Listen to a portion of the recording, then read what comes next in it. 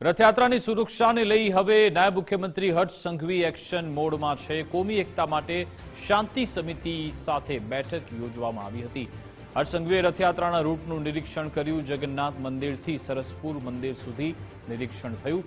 Return ફરતા તંબુ ચોકી સુધી પણ સુરક્ષાનું નિરીક્ષણ કરવામાં આવ્યું હતું।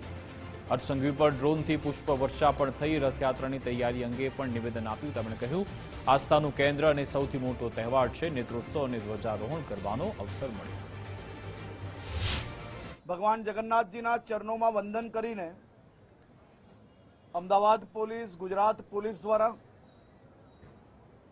છેલ્લા અનેક દિવસોથી રાત દિવસ એક કરીને રથયાત્રાની વ્યવસ્થાઓનું સંચાલન કરવામાં આવી રહ્યું છે। ત્યારે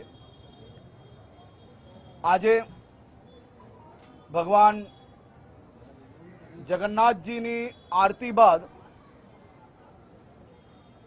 સૌ ઉચ્ચ અધિકારીઓ અને બંદોબસ્તમાં જોડાયેલા તમામ અધિકારીઓ જોડે સંપૂર્ણ રૂટનું નિરીક્ષણ કરવામાં આવ્યું છે। હિન્દુ, મુસ્લિમ, શીખ તમામ સમાજના લોકો દર વર્ષે યાત્રાનું ભવ્યથી ભવ્ય સ્વાગત કરતા હોય છે। આજે આ રૂટ નિરીક્ષણ દરમિયાન તમામ સમાજના આગેવાનો દ્વારા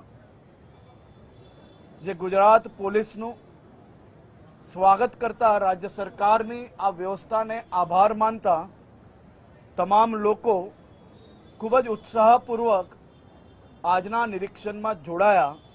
તે બદલ સૌ સમાજના આગેવાનો, યુવાનો અને મહિલાઓને હું વંદન કરું છું, અભિનંદન આપું છું।